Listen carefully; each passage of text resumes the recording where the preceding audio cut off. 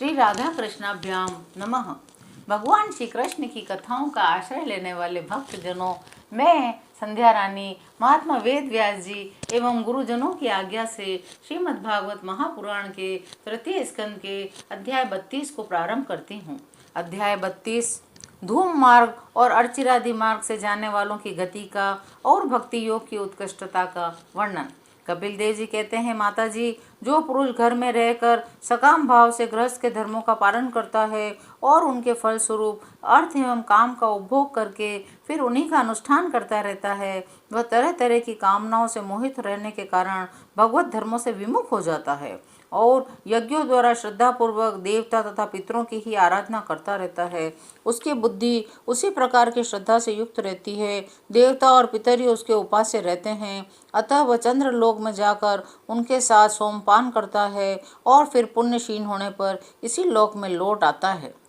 जिस समय प्रलय काल में शेषशाही भगवान शेषशैया पर शयन करते हैं, उस समय सकाम गृहस्थाश्रमियों को प्राप्त होने वाले ये सब लोग भी लीन हो जाते हैं।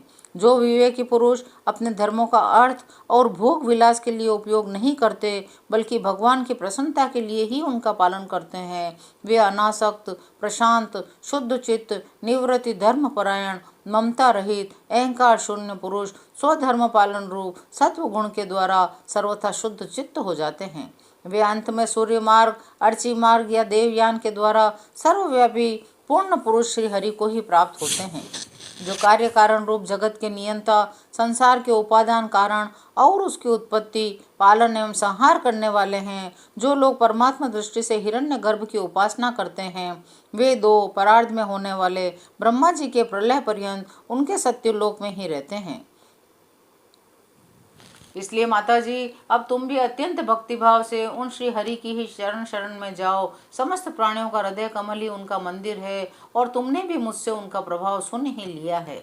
वेद गर्भ ब्रह्मा जी भी, जो समस्त स्थावर जंगम प्राणियों के आदि कारण हैं, मरीचि आदि ऋषियों, योगेश्वरों, सनकादिकों तथा योग प्रवर्तक सिद्धों के सहित निष्काम कर्म के द्वारा आदि पुरुष श्रेष्ठ सगुण ब्रह्म को प्राप्त होकर भी भेद दृष्टि और कर्तव्याभिमान के कारण भगवत इच्छा से जब सर्ग काल उपस्थित होता है, तब काल रूप ईश्वर की प्रेरणा से गुणों में शोभ होने पर फिर पूर्वत प्रकट हो जाते हैं।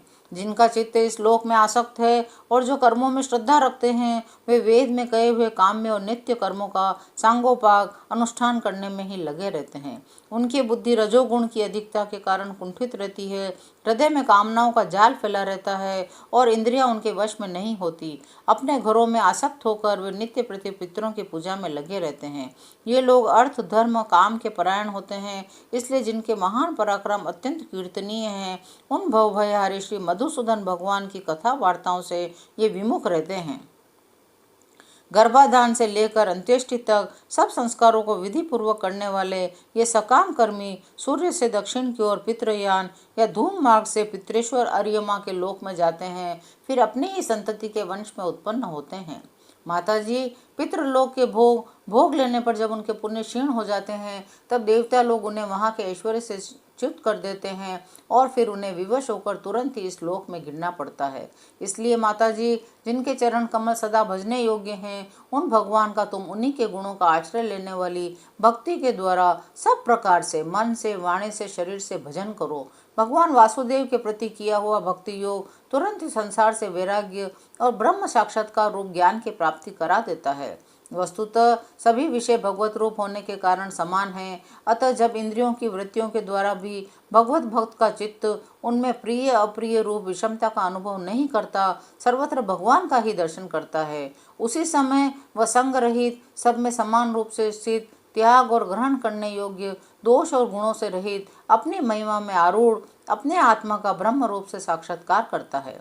वही ज्ञान स्वरूप है, वही परम ब्रह्म है, वही परमात्मा है, वही ईश्वर है, वही पुरुष है, वही एक भगवान स्वयं जीव, शरीर, विषय, इंद्रियों आदि अनेक रूपों में प्रतीत होता है। जिस प्रकार एक ही परम ब्रह्म वैकारिक, राजस, तामस और महतत्व तीन प्रकार का अहंकार, पंच महाभूत एवं 11 इंद्रिय रूप बन गया, फिर वही स्वयं प्रकाश इनके संयोग से जीव कहलाया। उसी प्रकार उस जीव का शरीर रूपी यह ब्रह्मांड भी वस्तुतः ब्रह्म ही है, क्योंकि ब्रह्म से ही इसकी उत्पत्ति हुई है। पूजनीय माता जी, मैंने तुम्हें यह ब्रह्म साक्षात्कार का साधन रूप ज्ञान सुनाया। इसके द्वारा प्रकृति और पुरुष के यथार्थ स्वरूप का बोध हो जाता है। देवी, निर्गुण ब्रह्म विषय ज्ञान योग और मेरे प्रति किया हुआ भक्ति योग, इन दोनों का फल एक ही है। उसे ही भगवान कहते हैं। जिस प्रकार रूप, रस एवं गंध अनेक गुणों का आश्रयभूत एक ही पदार्थ भिन्न भिन्न इंद्रियों द्वारा विभिन्न रूप से अनुभूत होता है, वैसे ही शास्त्र के विभिन्न मार्गों द्वारा एक ही भगवान की अनेक प्रकार से अनुभूति होती है। नाना प्रकार के कर्मकलाप, यज्ञ, दान, तप, वेदा अध्ययन, वेद विचार, मन और इंद्रियों के संयम, कर्मों के त्याग, विविध अंगों वाले योग, भक्ति योग, निवृत्ति और प्रवृत्ति रूप सकाम और निष्काम दोनों प्रकार के धर्म, आत्म तत्व के ज्ञान और दृढ़ वैराग्य, इन सभी साधनों से सगुण निर्गुण रूप स्वयं प्रकाश भगवान को ही प्राप्त किया जाता है। माता जी, सात्विक, राजस, तामस और निर्गुण भेद से 4 प्रकार के भक्ति योग का, और जो प्राणियों के जन्मादि विकारों का हेतु है तथा जिसकी गति जानी नहीं जाती, उस काल का स्वरूप मैं तुमसे कह ही चुका हूँ।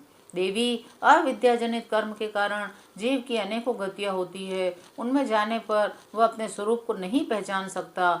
मैंने तुम्हें जो ज्ञानोपदेश दिया है उसे दुष्ट, दुर्विनीत, घमंडी, दुराचारी और धर्मध्वजी पुरुषों को नहीं सुनाना चाहिए। जो विषय लोलुप हो, ग्रहासक्त हो, मेरा भक्त न हो अथवा मेरे भक्तों से द्वेष करने वाला हो, उसे भी इसका उपदेश कभी न करें।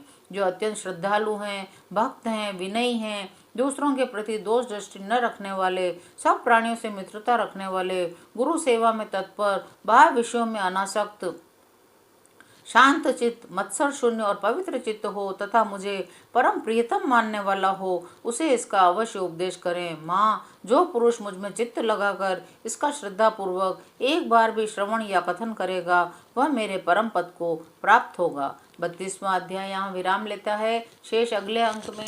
जय श्री कृष्ण।